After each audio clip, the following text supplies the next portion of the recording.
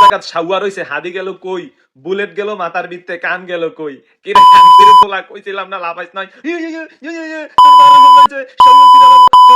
পোলা যা এখন কমায় আসছ কেমন লাগে, নেক্সট টাইম আলবদর যতগুলো আসছ না ওই যে কালা ফাটা শৈলের লারা দেশ হাসানাই গিয়া সাইজিত্তা, তারপরে যে আরেক খানকির পোলা আসিফা হালাই ওই যে মন্ত্রিত্ব এখন আইছে আবার এমপি নির্বাচন করতে বিলা, সবগুলা সাবধানে থাকিস।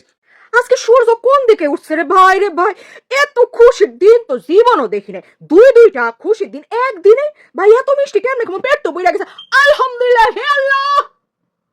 মনে আছে নাকি ডাকটা হাসিনার, শেখ হাসিনার ফাঁসি রায় শুনে জানো কে জানো রাস্তায় নামাজ পড়ে, হে আল্লাহ তুমি আমাদের মনের বাসনা পূর্ণ করেছো আল্লাহ।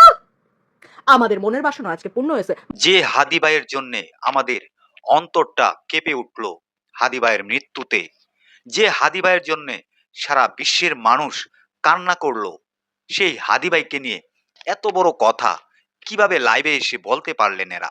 সম্মানিত দর্শক, প্রথমে আপনাদের মাঝে অল্প একটু ভিডিও দেখিয়েছি, সম্পূর্ণ ভিডিওটা আমি আপনাদেরকে দেখাবো।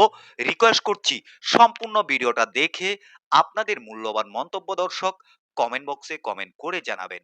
তাদের কথাগুলো শুনে আপনারা আপনাদের মূল্যবান মন্তব্য দর্শক জানাতে ভুলবেন না।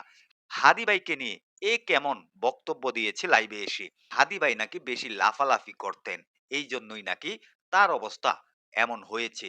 আরো দর্শক কিছু কথা বলেছে, যে কথাগুলো আমি শুনেছি, শোনার পরে আমার খুবই খারাপ লেগেছে, তাই আমি আপনাদের মাঝে তুলে ধরার চেষ্টা করছি তাদের কথাগুলো। তারা যে কথাগুলো বলেছে, এই কথাগুলো আপনারা সম্পূর্ণ শুনে আপনাদের মূল্যবান মন্তব্য কমেন্টে জানিয়ে যাবেন।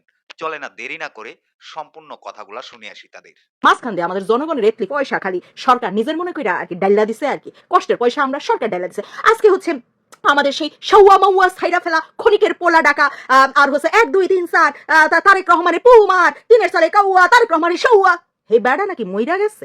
আলহামদুলিল্লাহ। আচ্ছা, আমার একটা খুব সন্দেহ জাগতেছে, তারেক রহমান আবার মারাই ফেলাই নাই তো সিঙ্গাপুরে?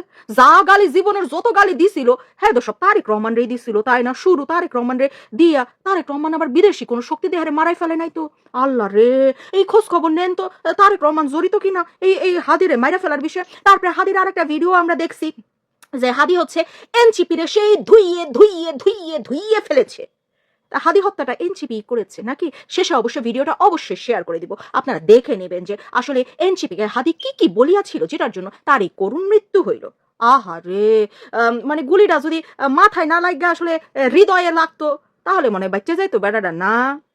যাই হোক, যার যেমন মানে কি বলবো পরিণতি হওয়া দরকার, সৃষ্টিকর্তা একদম সেইভাবে লিখে দিয়েছে। এখনো যে জারজগুলা লাগামহীন কথা বলে যাচ্ছিস তাদের বলবো লাগাম টান, তোদের কথার লাগাম টান, তোদের ব্যবহারের লাগাম টান। বাংলাদেশের কোন নিরাপত্তা বাহিনী তোদের বাঁচাইতে পারবে না। এইটুক বলে রাখলাম, হ্যাঁ এইটুক বলে রাখলাম যে বাংলাদেশের কোন নিরাপত্তা বাহিনী পয়দা হয় নাই তোদের মতন জারজদের বাঁচাইতে। আরে বঙ্গবন্ধু শেখ মুজিবুর রহমান রে সেনাবাহিনী মারছে, জিয়াউর রহমান রে সেনাবাহিনী হত্যা করছে, শেখ হাসিনারও সেনাবাহিনী চাইছিল জনগণ দিয়ে হত্যা কইরা ফেলতে পারে নাই। তোরা কোন খ্যাতের মোলা? কোন নিরাপত্তা বাহিনী নিয়ে তোরা চলবি? চলতে থাক। তোরা যেই পরিমাণ পুলিশ হত্যা করেছিস, 3500 পরিবার হত্যা, 3500 পুলিশ হত্যা মানে 3500 পুলিশের পরিবার হত্যা করেছিস তোরা। সেই হত্যার রক্ত তোদের হাতে লাগানো, সেই রক্ত হাতে তোরা ঘুমাস কেমনে রে? তোরা ঘুমাস কিভাবে? হ্যাঁ, তারপরে তো বাকি ষড়যন্ত্রের কথা তো বাদই দিলাম। একেবারে সচক্ষে যেই হত্যাকাণ্ড তোরা ঘটিয়েছিস, গণহত্যা পুলিশের উপরে, ছাত্রদের উপরে, ছাত্রদের গুলা তো আসলে তদন্ত হচ্ছে না, তদন্ত হইলেই বাইরে হবে, সব তোরাই হত্যা করছিস। তোরা স্নাইপার ইউজ করিস, তোদের কাছে উন্নত অস্ত্র, তোদের অস্ত্রের ট্রেনিং আছে, তো হত্যাটা করলো কে? পুলিশ তো ভাই ইয়া করে না, AK-47 নিয়ে চলে না। তারপরেও তোরা পুলিশ রে, র্যাবের কর্মকর্তাদের নির্মম ভাবে হত্যা করেছিস, পুড়িয়ে মেরেছিস, ঝুলিয়ে মেরেছিস।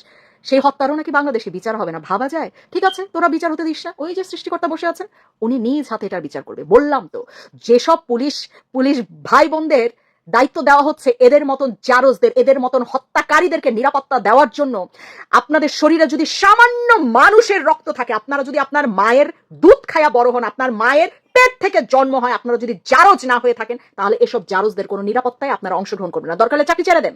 আরে এসব পুলিশের চাকরি না করলেন কি হয়েছে তাতে? দরকার পড়লে চাকরি ছাইড়া দেন, চাকরি ছাইরা ছোটখাটো একটা মুদির দোকান দেন, তাও দেখবেন সম্মানে বাঁচবেন। এসব জারজদের যদি নিরাপত্তা দিতে চান, আপনারাও এই হত্যাকারীদের সাথে একই হত্যাকারীতে নাম লেখাবেন। কারণ যাদেরকে মারা হয়েছিল তারা ছিল আপনাদের সহযোগী, তারা ছিল আপনাদের সাথে সহকর্মী, তাদের হত্যা করা হয়েছে, তাদের হত্যার বিচার নেবেন না? বিচার করবেন না তাদের হত্যার? এদেরকে নিরাপত্তা দিবেন তো দেন, কোনো সমস্যা নেই। ওই যে উপরে একজন বসে আছে, কিন্তু তারা কিন্তু আপনাদেরকেও ছেড়ে দেবে না। কি যেন কথাই আছে না, আল্লাহ ছাড় দেন কিন্তু ছেড়ে দেন না। এই 17 মাস ধরে ছাড় দিতে দিতে দিতে দিতে দেশটা ধ্বংস করে দিয়েছে এই জারজের বাচ্চাগুলা। এদের কর্মকাণ্ড দিয়ে, এদের কথা দিয়ে সব স্তর বাংলাদেশের ধ্বংস। অর্থনীতি ধ্বংস, নিরাপত্তা ধ্বংস, শিক্ষা ব্যবস্থা ধ্বংস, কিচ্ছু নাই বাংলাদেশে। যেটি ইউনুস তার মেটিকুলাস ডিজাইন দিয়ে করতে চাইছিল সেটিই হয়েছে বাংলাদেশে। সব শেষ। বাংলাদেশ এখন বিশ্বে একটি জঙ্গি রাষ্ট্র। এইসব জঙ্গিদের জন্য, এইসব জারজদের জন্য আমাদের পাসপোর্টে বিশ্বের কোনো দেশ এখন ভিসা দিতে চায় না। এই জারজগুলার জন্য। এই জারজগুলাকে ছেড়ে দিবেন, এই হত্যাকারীগুলাকে ছেড়ে দিবেন। এই যে দিনে দুপুরে এত এত মানুষ হত্যা করলো, এদের হত্যার বিচার হবে না? কোন আইনে বিচার হবে না? কোন আইনে ক্ষমা করবেন এদের? বিচার হবে, বিচার হবে। সব বিচারের উপরেও একজন বিচার করার জন্য বসে আছে, এটা ভুলবি না তোরা, ভুলবি না। আলহামদুলিল্লাহ, পরবর্তী সিরিয়ালে কারা আছিস তৈরি হয়ে যাস। যে পরিমাণ তোরা আজে বাজে কথা আর আজে বাজে কাজ করে যাচ্ছিস, এত হত্যা করার পরে তোদের তো একেবারে সাধু হয়ে যাওয়ার কথা ছিল না। তোদের হত্যার নাকি কোনো বিচারই হবে না, সেই অনুযায়ী তোদের পাংখা গজাই গেছে শরীরে। আরে বাপরে, পাংখা দিয়ে খালি উঠতেছস তোরা। সেই ওরা বন্ধ করা হবে, সেই পাংখা কেটে দেওয়া হবে, সেই ঠ্যাং কেটে দেওয়া হবে, সেই মগজ উঠাই নেওয়া হবে, যে মগজ দিয়ে তোরা বাংলাদেশের সৃষ্টির মহানায়ক থেকে শুরু করে মুক্তিযোদ্ধাদের প্রতিনিয়ত হত্যা করার চেষ্টা করেছিস। এনসিপির 3টা অপরাধ। নাম্বার 1, জুলাইকে কুক্ষিগত করেছে। ঠিক 71-এ মুক্তিযুদ্ধ যেভাবে আওয়ামী লীগ কুক্ষিগত করেছে, এনসিপি জুলাইকে কুক্ষিগত করেছে। জুলাইকে কুক্ষিগত তারা করেছে। এই জুলাইকে কুক্ষিগত করার কারণে তারা দ্বিতীয় যে কাজটা করেছে, অনেকেই তারা দুর্নীতিগ্রস্ত হয়েছে। দেখেন, আমাদের পরিচয় ছেড়ে যায় কথাটা বলতে। আজ থেকে 10 মাস আগে যেই ছেলেটা দেখেছি সারা গায়ে আঘাতের চিহ্ন, জুলাইয়ের আন্দোলন করতে গিয়া, সেই সব ছেলে মেয়ে মাত্র 8-10 মাসের মধ্যে কিভাবে কোটি টাকার মালিক হইতে পারে, এই চিন্তা আমাদের ঘুম আসে না। 10 মাস তো। আরে রাজনীতি তো এখন 5 বছরের না, রাজনীতি তো 50 বছরের। কষ্ট করে বসে থাকলে আগামী বাংলাদেশ হচ্ছে আমাদের, জুলাই যোদ্ধাদের। এখন তারা যে দুর্নীতি করলো, তারা তো এই সরকার করে যাওয়ার সাথে সাথে কেউ যাবে দুবাই, যারা ফ্ল্যাট কিনছে, হাউজিং এর প্রজেক্ট করছে, ওখানে ব্যবসা কিনছে, কেউ যাবে বিদেশ, যারা মাস্টারমাইন্ড হয়েছে। এই লক্ষ লক্ষ জুলাই জনতা কোথায় যাবে? আমাদেরকে যে তোমরা এই জাহান্নামের মধ্যে ফেলাই দেবা, এর দায় কিন্তু ইতিহাসের কাছে দিতে হবে, আল্লাহর কাছে দিতে হবে। নির্বাচন বানচাল করার জন্য এই ইউনুসের মেটিকুলাস ডিজাইনের শিকার হচ্ছে হাদি। এবার কি আর হসপিটালে তো হাদিরে হত্যা করতে পারবে না, প্রকাশ হয়ে যাবে বাংলাদেশে যে হেরে মাইরা ফেলা হয়েছে। এর জন্য বুদ্ধি কইরা সিঙ্গাপুরে নিয়ে গেছে। আর এর হাদির বাইয়ের ব্যাংক অ্যাকাউন্ট আপনারা চেক করেন। হ্যাঁ, হাদির বাইরে অনেকগুলো পয়সা দেওয়া হয়েছে, দিয়া পাঠানো হয়েছে যে হ্যাঁ সেইখানে গিয়ে মারো, তাহলে ইউনুসের উপর দোষ আসবে না। ইউনুসের যে পোলাপাইন জঙ্গি এনসিপি, তাদের উপর দোষ আসবে না। ভাই বিচার তো হবেই, এগুলো তদন্ত ভাই হবে কোনো একদিন। ফুয়াইদারও তো এদিন বরিশালে দুনি দিছে, এক একটা করে সব দিস সিরিয়াল। কারণ তো করে আমলিগে মারান লাগবে না, তো করে দেশের জনগণ এবং আমজনতা কুত্তার মতো রেখে রেখে ফিরবো খানকির পোলারা। তোরা মাথায় রাখিস, হেডা ভাঙ্গি দিব ধইরা। দেশের জনগণ কোনো এত বুঝাই না, বুঝছ নাই? তোরা 2 দিনে ওই আউ করে সুদলিং ফং আন্দোলন করে তোরা দেশ দখল করে লাবি, দেশের মানুষ আপ করে চায়া থাকবো। খানকির পোলা, বাংলাদেশের রাজনীতি এত সোজা না, মানুষ সবকিছু সহজে নিতে পারে না, মাথায় রাখিস। কারণ তোরা ওই রাজাকারের পেতাত্তা। সম্মানিত দর্শক, এই যে তাদের কথাগুলা শুনেছেন, তারা যে কথাগুলা বলেছে, এই কথাগুলা আদৌ কি ঠিক বলেছে কিনা সেটা আপনারা কমেন্ট বক্সে কমেন্ট করে জানাতে ভুলবেন না। ভিডিওটা সর্বোচ্চ পরিমাণ শেয়ার করে সবাইকে দেখার সুযোগ করে দিবেন। সবাই হাদি ভাইয়ের জন্য দোয়া করবেন, আল্লাহ পাক যেন তাকে জান্নাতবাসী করেন। এই ভিডিও থেকে আমি বিদায় নিতে যাচ্ছি। পরবর্তী কোনো একটা ভিডিওতে আপনাদের সাথে দেখা হবে। আসসালামু আলাইকুম।